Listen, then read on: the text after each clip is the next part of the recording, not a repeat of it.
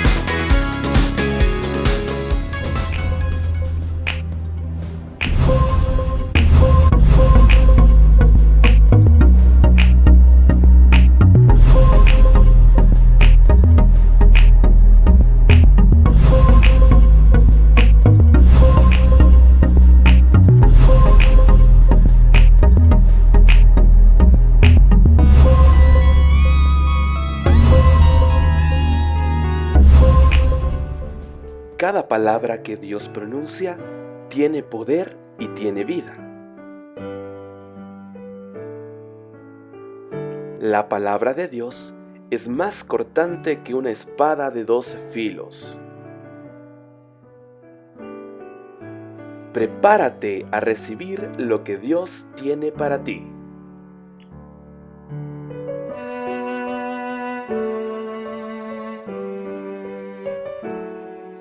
Hola amigos, quiero que usted ahora mismo se conecte allí con mi canal en YouTube, en Instagram, en Facebook y vea esta enseñanza y la observe y la viva. ¿Por qué a mí, Señor? Y dígale a otros también para que sean bendecidos con esta palabra que Dios trajo a mi corazón. No se quede solamente preguntándole al Señor.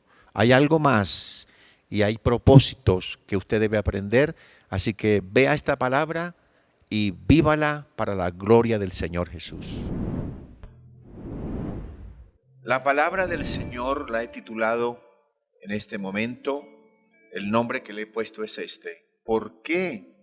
¿Por qué a mí, Señor? ¿Por qué me pasan estas cosas?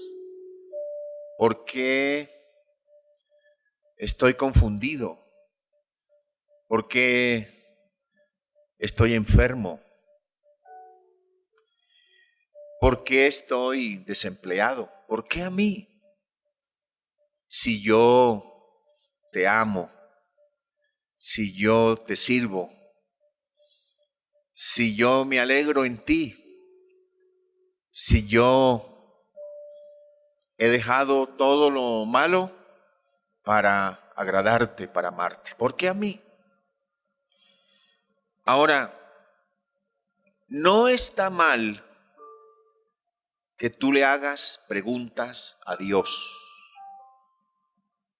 En la Biblia encontramos personajes que también le hicieron preguntas a Dios. En Génesis capítulo 15, el versículo 1 al 3, Abraham le dice a Dios: tú me has prometido un hijo y tú no me lo has dado. Y ahora me dices que me vas a bendecir más. ¿Para qué me vas a bendecir más si no tengo hijo y no tengo heredero?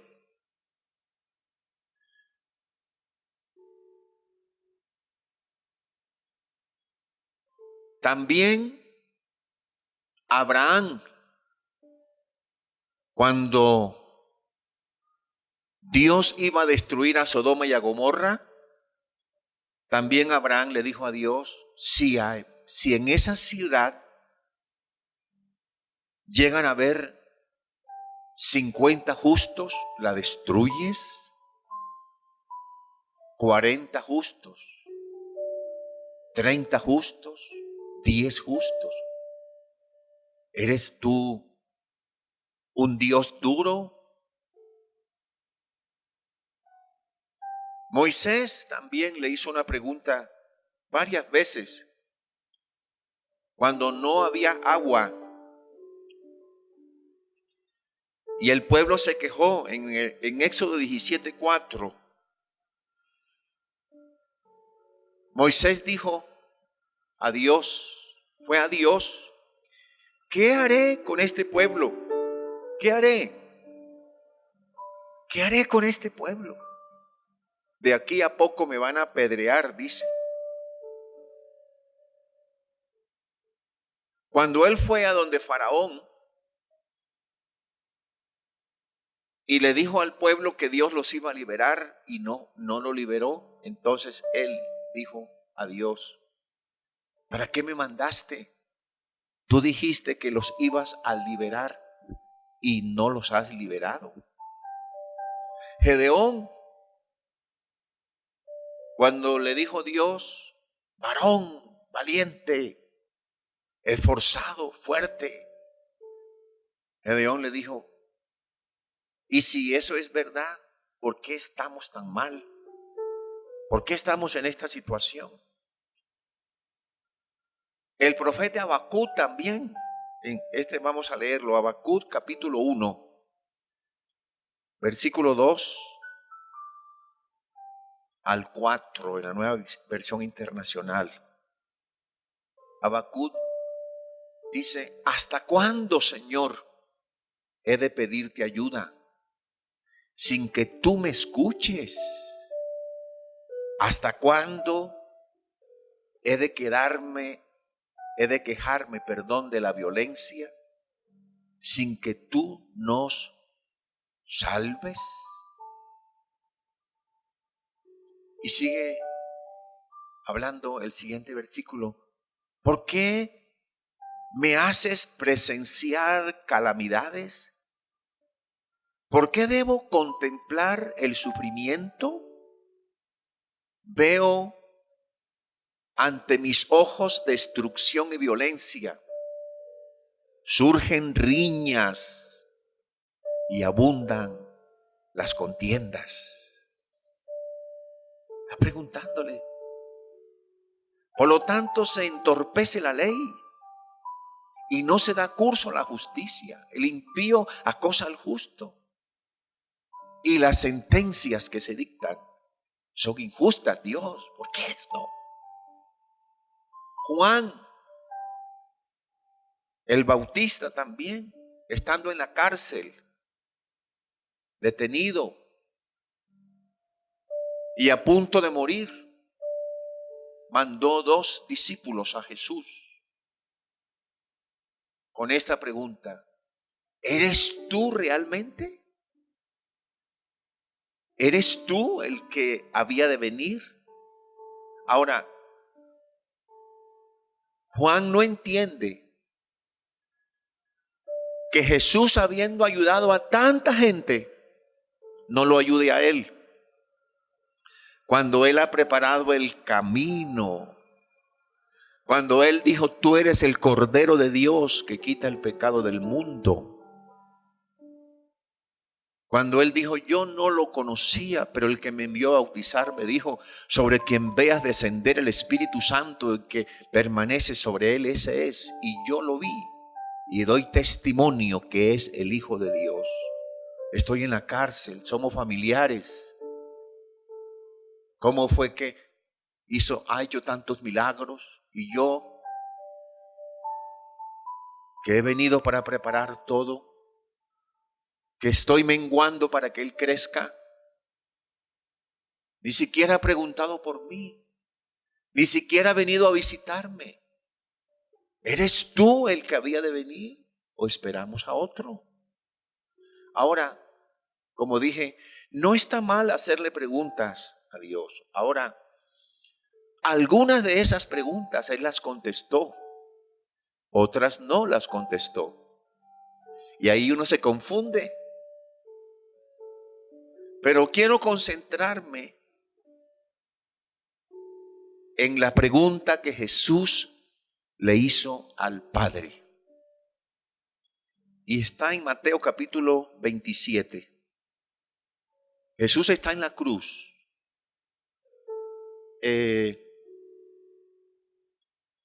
Dice en el versículo 30, en el versículo 27, le quitaron la ropa, dice, le pusieron un manto de color escarlata en señal de burla, le trenzaron una corona de espinas, se la colocaron en la cabeza y mire para acá, en la mano derecha dice que le colocaron una caña. Era una burla, porque él había dicho que era el rey. Y los reyes tenían un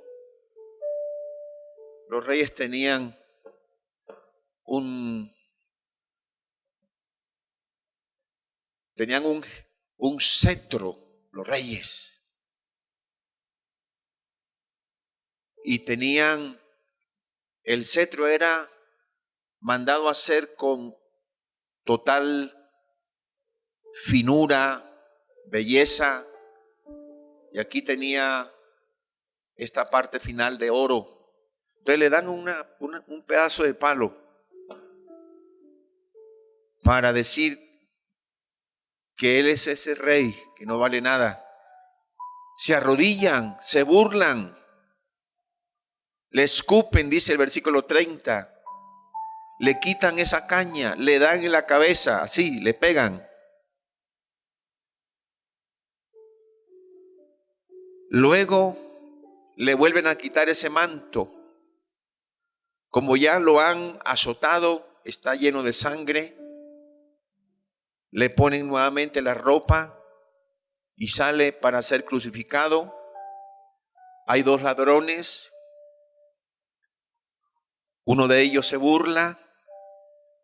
Los que estaban ahí cerca le dicen: si eres el Hijo de Dios, bájate. Luego también los sacerdotes, los maestros de la ley también, los ancianos también, dice el versículo 41.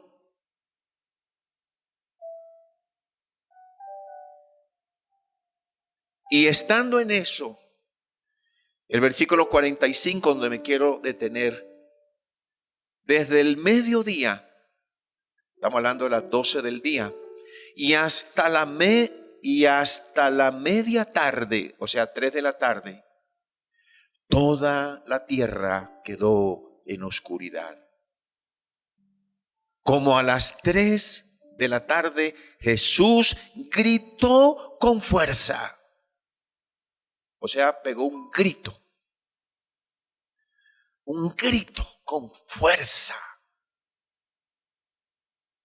Creo yo que nunca había gritado como gritó.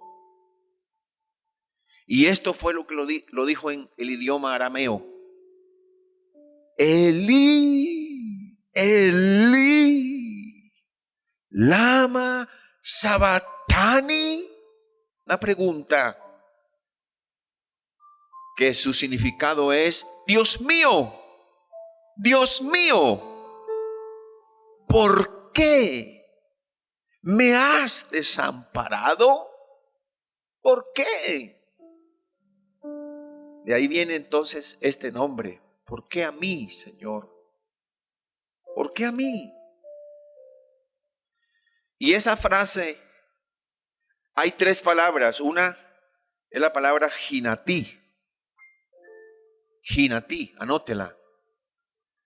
Esa palabra significa: ¿por qué a mí?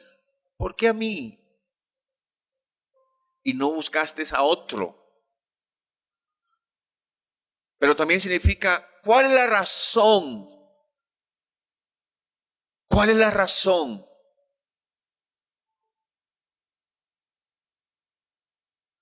Y la palabra ego es otra palabra, significa: ¿por qué a mí solo? Porque esto, yo solo. Ahora, él estaba hablando como humano, porque él se hizo humano. Está diciendo: ¿por qué no fuimos 2 o 4 o 7, 8? ¿Por qué a mí solo? Y la otra palabra es encataleipo. Y esta es muy fuerte. Esta significa: ¿por qué me has dejado de último? ¿Por qué me has dejado en el último lugar? Me has puesto en el último lugar. Y ahí está recogido el dolor de Jesús,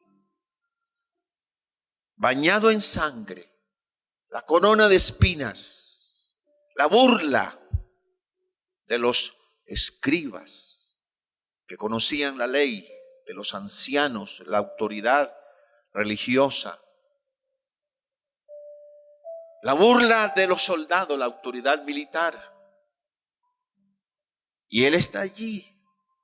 Y ahora, a las 12 del día, hasta las 3 de la tarde, 3 horas, se le volvieron 3 años. Cada hora fue como un año. El papá que lo mandó, que nunca lo dejó, lo abandonó. Lo dejó. Por eso la oscuridad arropó a toda la tierra, dice ahí. Mira cómo dice: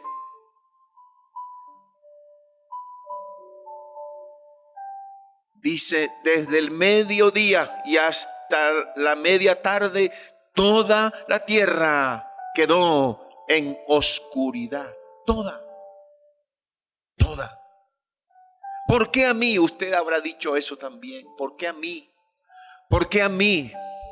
Si yo te amo, Señor, si yo oro, si yo ayuno, si yo soy fiel con las ofrendas, con mis diezmos, ¿por qué a mí? ¿Por qué me llegó esto? ¿Por qué se murió mi papá? ¿Por qué se murió mi mamá? Preguntas. Y recuerden, no está mal hacerle preguntas a Dios. Y encontré, para dejarte esta enseñanza, puedes escribirla. Lo primero que encontré, anótalo, es que todo sufrimiento que Dios permite tiene un propósito. Escríbelo. Todo sufrimiento que Dios permite tiene una razón, tiene un propósito. Tiene un propósito. Todo sufrimiento tiene un propósito. Y encontré 3 propósitos. 3 propósitos. El primero que encontré en este pasaje es que Dios prueba mi fidelidad.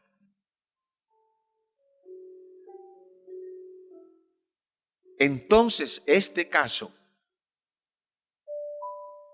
Jesús, aunque preguntó, Jesús no fue infiel.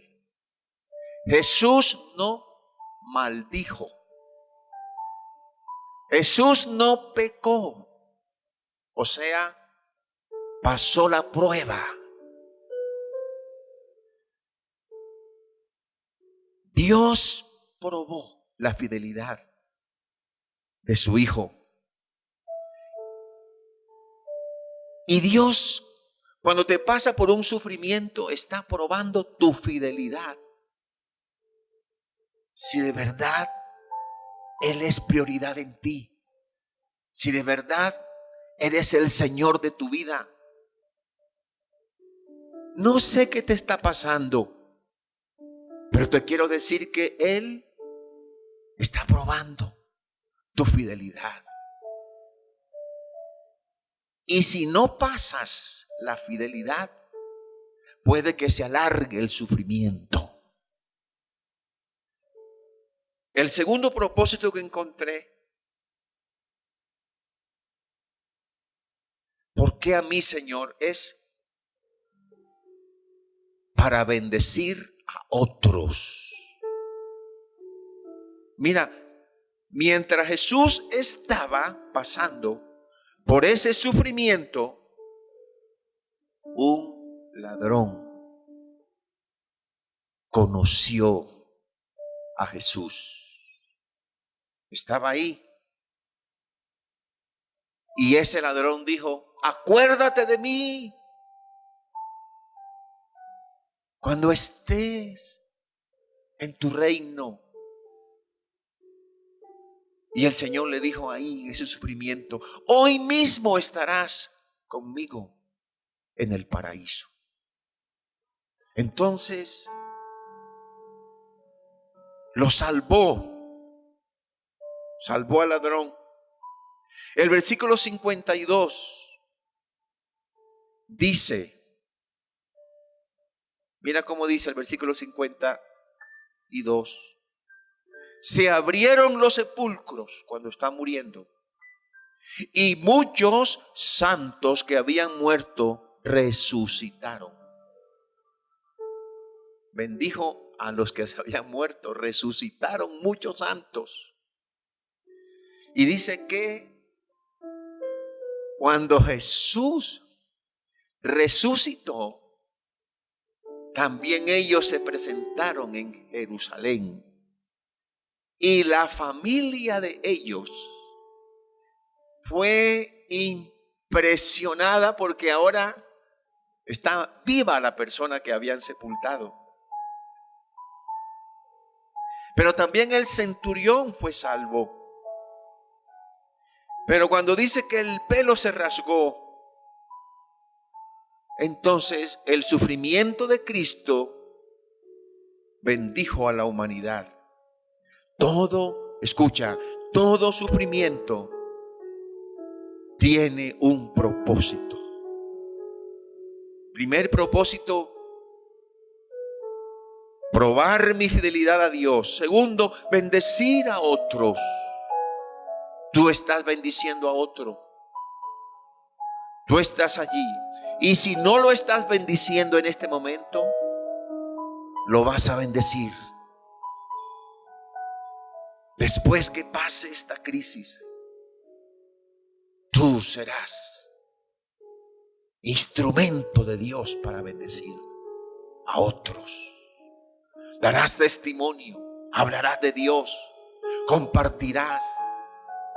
La gente creerá, la gente será bendecida, otros llegarán al Señor. Personas que habían perdido la fe la recuperarán.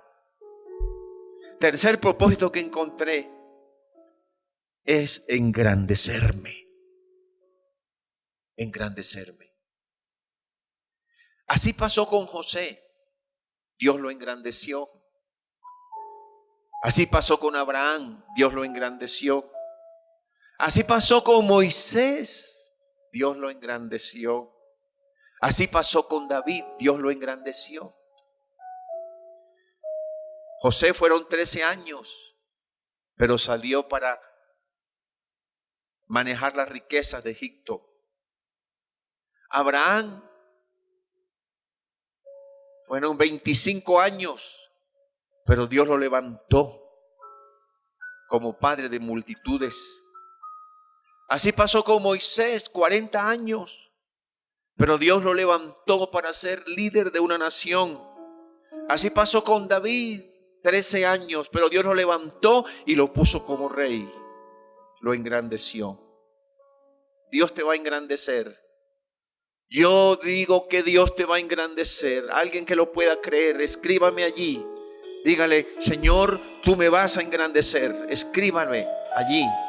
Escríbalo ya. Declárelo. Declárelo con su corazón. Declárelo con su alma. Diga: Dios me va a engrandecer. Dios me va a engrandecer. Te va a engrandecer. Te va a levantar. Ese cáncer no te va a matar. Dios te va a engrandecer.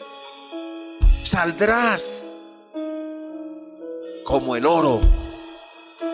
Dice en Proverbios 17:3, en la Nueva Versión Internacional. Mire cómo dice: en el crisol se prueba la plata, y en el horno se prueba el oro, pero al corazón lo prueba el Señor.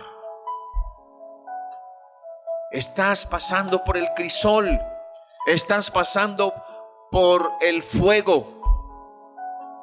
Dios te ha metido allí y tú dices: ya no doy más, ya no aguanto, no sé qué hacer.